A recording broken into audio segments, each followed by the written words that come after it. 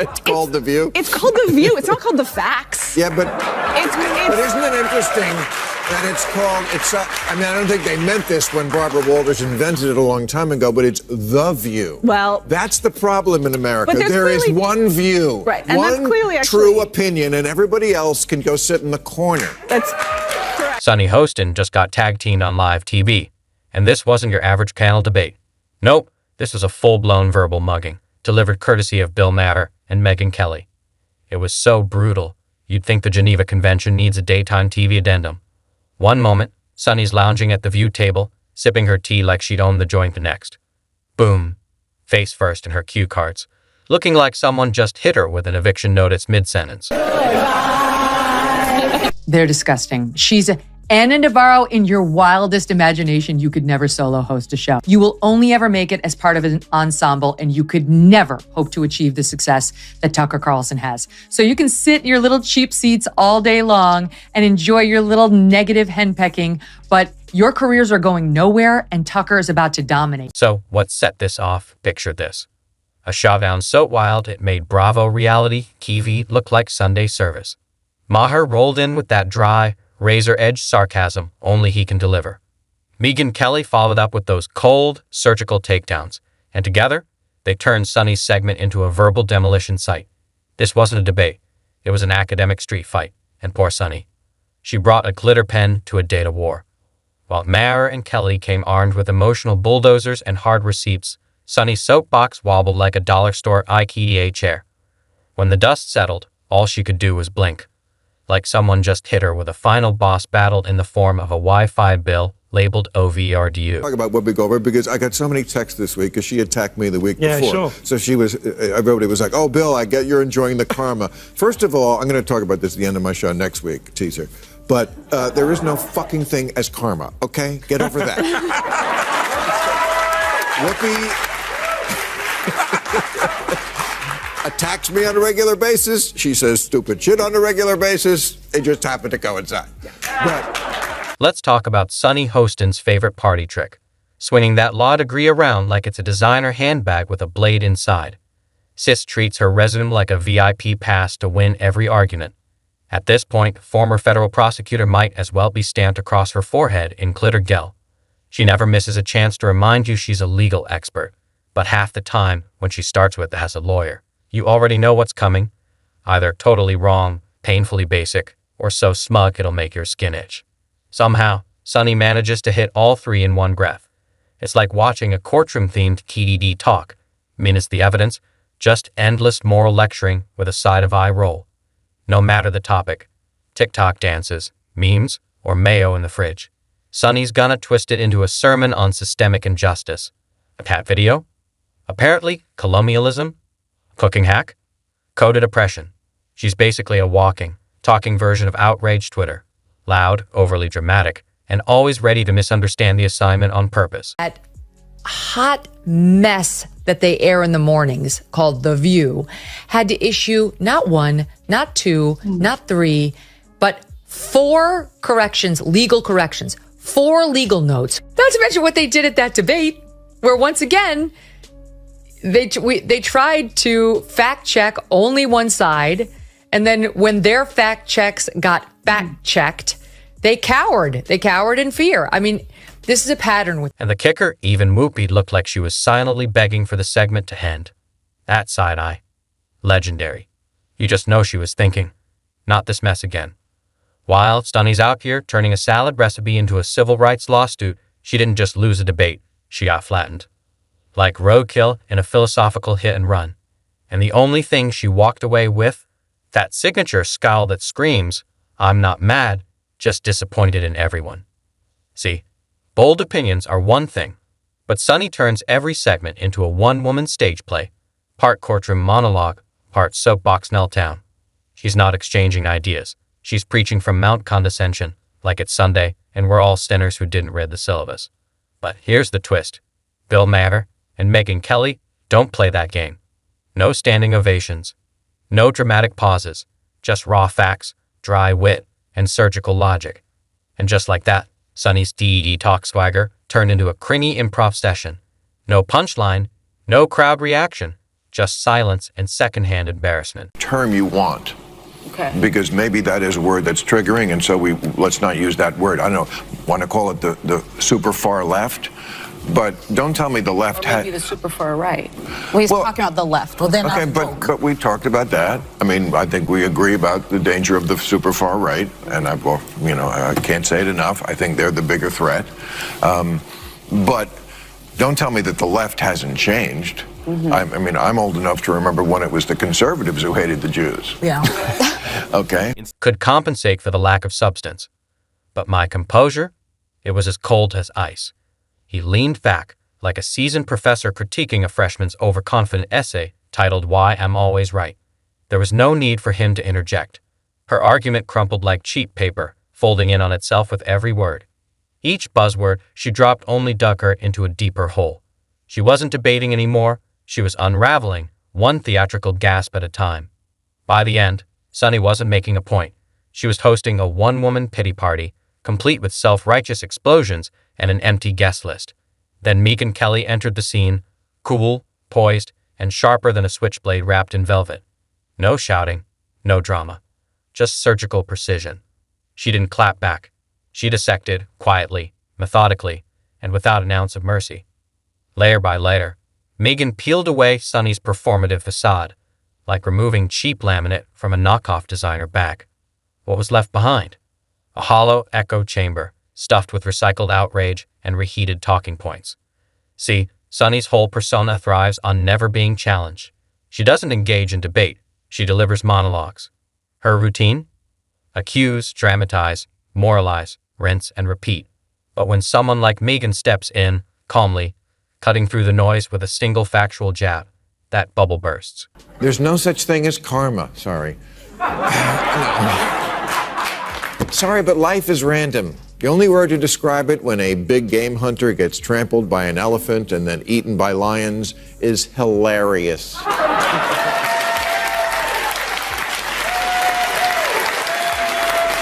Boom. The collapse is swift and brutal. This wasn't a simple misstep. This was a total ideological crash and burn. Her high horse bucked her mid-sentence. Because when you've built your whole platform on nothing but moral superiority, even the smallest challenge hits like a wrecking ball, and Megyn didn't even raise her voice. She simply pointed out the glaring truth, and Sunny's entire performance came crashing down like a cheap prop in a low-budget courtroom drama. Let's be real. Megyn Kelly's very presence seems to send Sunny into full DEFCON 1. The moment her name is mentioned, Sunny's pitch spikes as if she's allergic to reality. It's wild. Megyn's real crime. The nerve to speak in clear, fact-based sentences on The View. That kind of clarity? Apparently, it's like black magic in that studio. If you dare bring up actual facts without a dramatic sigh, a teary meltdown, or a hair flip that could trigger DEFCON 5, you're essentially a threat to the whole ecosystem. And Megyn Kelly? Oh, she's public enemy number one. They had a discussion on The View about world superpowers from the sound of it. That's how they got into it. And Sunny Hostin made some comments about patriotism and America and Black America. It's all in there, Jason. I mean, it's all in there. I'm going to tee it up. It starts with Alyssa Farah, who's supposed to be the Republican commentator. And then you'll hear Sunny jump in. Listen. If America is not the number one global power, it's not going to be Denmark. It's going to be communist China, a country that right now the government is imprisoning Uyghur Muslims in concentration camps. It is a deeply racist government. It's a human rights violating government. It is a government that if they are the leader of the free world, we are not a free world the way that we are right now. The notion of patriotism and the notion of America and the American flag has been co-opted by the right as if they are true patriots. But when I listen to Christopher Wray, the head of the FBI, he said white supremacy is the biggest domestic threat to this country. Some sort of hate crime, it seems. Meanwhile, Donald Trump is trending, and there's Sunny clutching her pearls over the latest democracy-ending crisis, brought to you by Vade Vibestem and a suspiciously dramatic MSNBC segment. Megyn, on the other hand, just sits there, calm, composed, and reasonable. Honestly, it's almost offensive. She cites sources, drops stats, and speaks like someone who passed middle school without shedding a tear. It's terrifying. A full-on horror show for a panel that seems allergic to composure and critical thinking. Meanwhile, Sunny's toolkit looks like she raided the drama club's prop closet, smoke bombs, tearful rants, and the occasional interpreted shoulder shimmy that's supposed to symbolize centuries of oppression. Theatrics? Oh, she's got them. Arguments? Not so much. And then there's Megyn, dropping cold, clean, fact-checked missiles right into the middle of Sunny's outrage monologue, one after another, slicing through the noise like a surgeon armed with receipts. It's like watching someone show up to a chess tournament with a glittery coloring book and then throw a tantrum when their rainbow unicorn bishop isn't allowed. Every time Megyn hits her with data, logic, or just plain history, you can see Sunny glitch. Her eyes widen, her voice spikes, but her defense. Always the same. Retreat into the fortress of indignation, hoping no one notices the meltdown. It's like watching someone argue that 2 + 2 = oppression, and then throw a fit when someone pulls out a calculator. You almost expect Sunny to scream, "How dare you bring math into this mess?" Like basic logic is some kind of hate crime. Trump will be sworn in as the 47th president of the United States, yay, on January 20th of this month. Not everyone's happy about it, and many people would like us to be more focused on the insurrection that he personally unleashed, if you ask them. As we discussed earlier, they think it's as bad as like the Holocaust, and you don't have to take my word for it. Here is Sunny Hostin of The January View 6th was today. an atrocity. It was one of the worst moments in American history. And when you think about the worst moments in American history, like World War II, things that happened, like the Holocaust, chattel slavery. Yeah, the January 6th is right up there next to the Holocaust and slavery. And don't even get me started on Sunny's one-woman crusade against comedy. For someone who constantly name-drops her extensive knowledge of law and society, she reacts to a punchline like it's a federal offense. Sarcasm, hate speech, satire, emotional battery. She treats laughter like it's an existential threat to democracy itself. It's 2025, and Sunny still hasn't grasped the concept that making jokes is literally the job description for a comedian, expecting Bill Maher not to roast public figures is like walking into a bakery and being offended that they're selling bread. But every time Maher so much as exhales with a smirk, Sunny short-circuits. You'd think he found and read her 8th grade diary aloud, complete with sad poems about justice and glitter hearts around her own name. Aghast? The pearl clutch? It's automatic. She reacts as if saying "I'm hurt" is supposed to close the conversation. Newsflash, Sunny. Just because you don't like the joke doesn't mean it's illegal.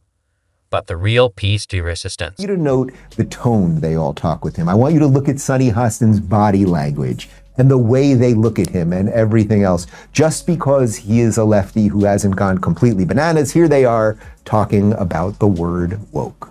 The term woke has been, in my view, co-opted by the right and weaponized and bastardized. And so I was surprised to hear you use the term because historically, as you know, because I think you're quite brilliant, that woke is a word used by the Black community to note that we must be aware of social injustices. But words and so migrate. why is that a bad thing? It's not a bad thing, and originally that was absolutely a great thing. Alert to injustice. Who's not for that?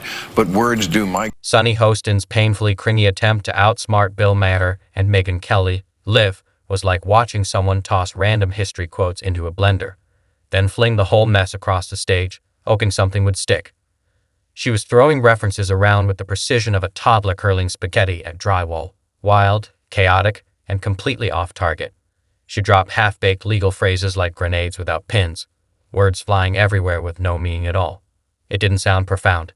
It sounded like she'd binge-scrolled Wikipedia 5 minutes before showtime and called it research.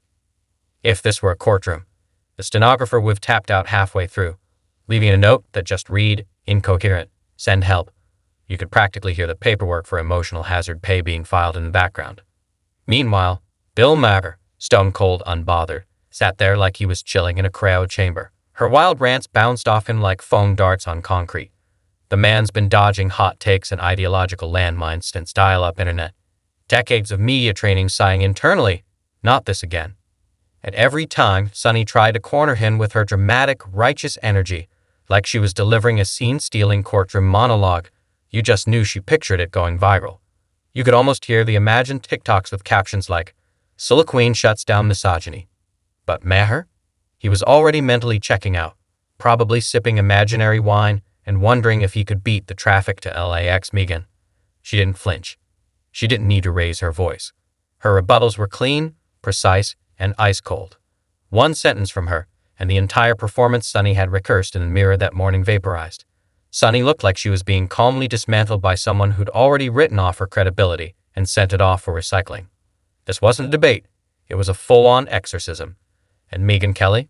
She played the ice-cold cleric, armed with logic and zero emotion, while Sunny thrashed around, trying to convince the audience that reality was just another biased opinion. I was angry when Alyssa pointed out that Trump went to the funeral of Officer Diller. Yes. On Long Island, and Joe Biden went to a podcast. Look at Whoopi Goldberg's reaction. Choose what you like there, but for Republicans, it was good imagery. Really? One day later, yes. And I'm asking that because I was so offended because you know who showed up.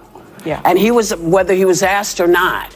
This But he is a was man invited. who didn't care what happened to the officers on January 6th. She promotes Joe Biden and Kamala Harris every day on that show. Trump wasn't supportive enough of the cops who were, yes, in danger on J6th.